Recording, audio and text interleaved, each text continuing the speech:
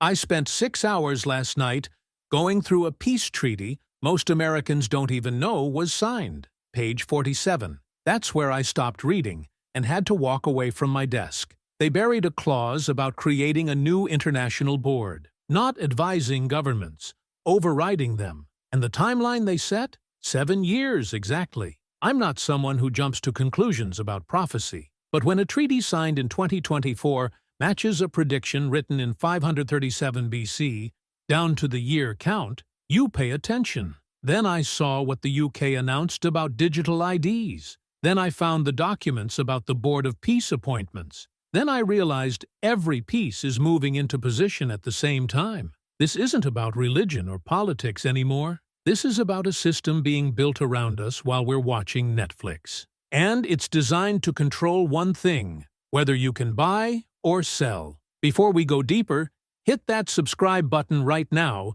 and turn on notifications so you don't miss what happens next. Here's what's actually happening in the Middle East right now. Negotiations for comprehensive normalization agreements between Israel and multiple Arab nations have been accelerating. The Abraham Accords framework established in 2020 is expanding, and the proposed timelines being discussed, 7-year implementation periods, that timeline keeps appearing in diplomatic documents. 7 years for full normalization, 7 years for economic integration, 7 years for security cooperation frameworks. Why 7 years specifically? Past peace agreements didn't work this way. Camp David in 1978, immediate framework. Oslo Accords in 1993, 5-year interim period. The Abraham Accords, open-ended implementation. But current proposals include something previous treaties never had: international oversight structures, not advisory boards, governing bodies with binding authority over disputed territories. Documents leaked from diplomatic channels mention frameworks where international coalitions would have decision-making power that supersedes national governments. Former world leaders from the UK, EU nations, and the US have expressed interest in these oversight positions. Why would former prime ministers want positions on Middle East peace committees? What kind of authority are these structures being designed to have? That's the question nobody in mainstream coverage is asking. But people who study biblical prophecy, they're paying very close attention to that 7-year timeline.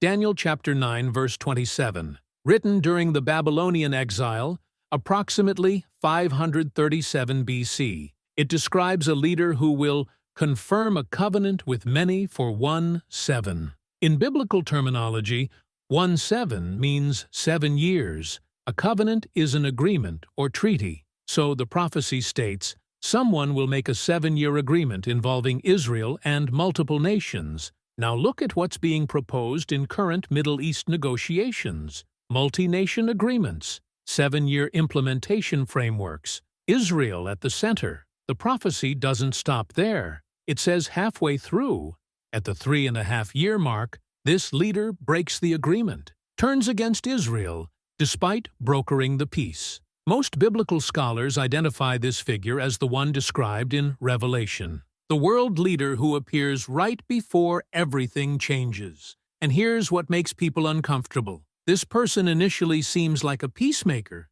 He solves the unsolvable, brings enemies to the table, creates frameworks nobody thought possible, then uses that trust to implement something else entirely. The prophecy describes a system of total control, a mark that people need to participate in society, a requirement to buy or sell anything. 4,000 years, people read that and couldn't figure out how it would work. How do you control all commerce across the entire world? How do you mark every person? We're about to find out. Because the technology isn't coming, it's already here. In early 2024, the UK government announced plans to make digital identity verification mandatory for employment verification by 2025, not optional, not recommended, mandatory. The proposed system requires biometric data submission, fingerprints, facial recognition scans, connection to banking information, and national insurance records, all stored in centralized government databases. They're calling it the Digital Verification Services Framework. The stated purpose is preventing illegal employment and identity fraud. Here's what goes into these systems when fully implemented: your biometric markers, financial accounts, medical records, property ownership, legal history, everything about you connected to one government-controlled identity. Right now, they're saying this will be card-based verification, but that's just phase one. Remember Social Security numbers? In 1935, the U.S. government explicitly promised Americans these would only track retirement benefits. The Social Security Act specifically stated the numbers would not be used for identification purposes. Now try opening a bank account without one, getting a job, buying property, filing taxes, applying for a driver's license. They said it would never become a national ID. Now it's required for virtually everything. Digital identity systems follow the exact same trajectory, except your Social Security number is 9 digits on paper. This is your entire biological identity: your face, your fingerprints, your financial life, connected to systems they control. The UK isn't alone. The European Union passed digital identity wallet regulations in 2024, requiring all member states to provide digital ID systems by 2026. Australia launched its digital ID system in 2024. Canada has been piloting digital identity frameworks since 2022. In the United States, the Real ID Act already requires biometric data for driver's licenses. Multiple states are now testing mobile driver's license systems that connect to digital identity platforms. Different names, same direction. Centralized. Biometric. Government-controlled. This connects directly to Revelation chapter 13, written nearly 2,000 years ago. It describes a mark on the right hand or forehead, and without it, no one can buy or sell anything. For centuries, people thought it was symbolic because the technology didn't exist. The technology exists now. In 2024, the UK government announced plans requiring digital identity verification for employment by 2025. Not optional, mandatory. The system requires biometric data, fingerprints, facial scans, connected to banking and national insurance records, all stored in centralized databases. They're calling it Digital Verification Services. The stated purpose? Preventing illegal employment and fraud. Here's what these systems collect: biometric markers, financial accounts, medical records, property ownership, everything about you connected to one government identity. Social Security numbers started the same way. In 1935, the U.S. government explicitly promised these would only track retirement benefits, never be used for identification. Now, try opening a bank account without one, getting a job, buying property. They said it would never become mandatory. Now it's required for everything. Digital IDs follow the same trajectory, except your Social Security number is 9 digits. This is your biological identity.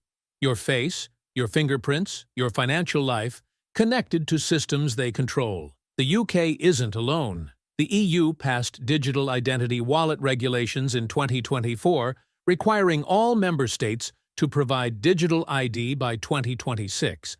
Australia launched its system in 2024. Canada has been piloting frameworks since 2022. In the US, Real ID already requires biometric data for licenses. Multiple states are testing mobile licenses that connect to digital identity platforms. Different names, same direction. This connects to Revelation 13, written 2,000 years ago. It describes a mark on the right hand or forehead. Without it, no one can buy or sell. People thought it was symbolic because the technology didn't exist. The technology exists now. They're not going to force a chip into your hand. That's not how this works. What they'll do is make it impossible to function without it. They connect the mark to money. Control someone's money? You control everything. Canada. February 2022. The trucker convoy protesting vaccine mandates. Peaceful demonstrations in Ottawa.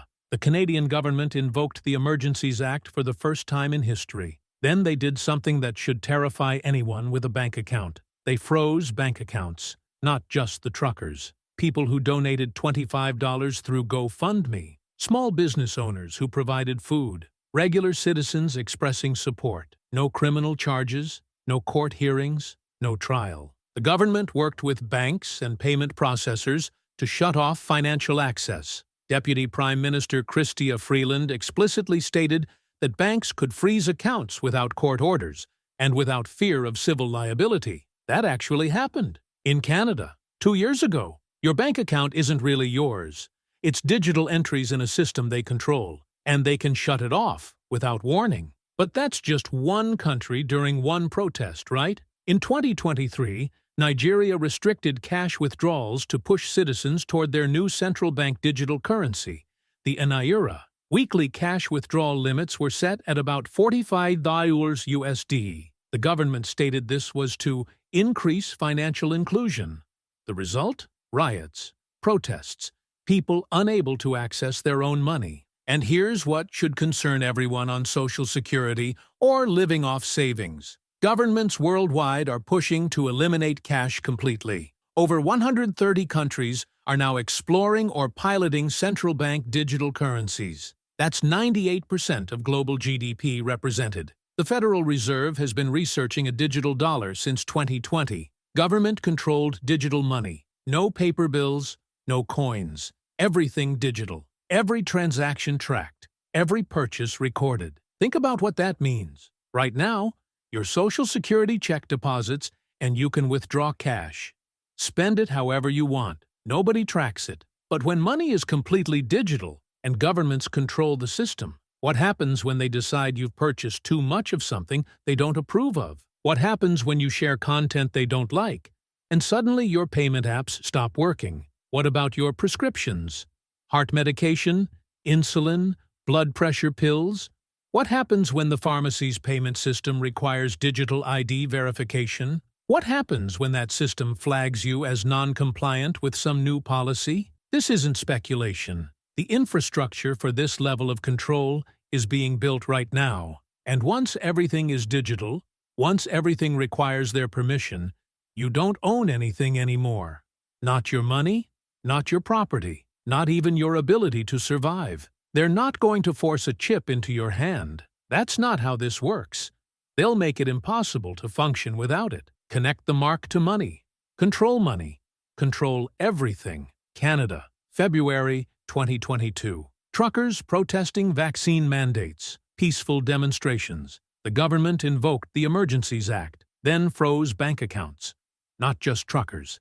People who donated $25. Small business owners who provided food. No charges. No trial. Deputy Prime Minister Chrystia Freeland stated banks could freeze accounts without court orders and without civil liability. That happened in Canada 2 years ago. Your bank account isn't yours. It's digital entries they control. They can shut it off without warning. In 2023, Nigeria restricted cash withdrawals to push citizens toward their central bank digital currency. Weekly limits? About $45 USD. People couldn't access their own money. Over 130 countries are now exploring central bank digital currencies. That's 98% of global GDP. The Federal Reserve has researched a digital dollar since 2020. Government-controlled digital money. No cash.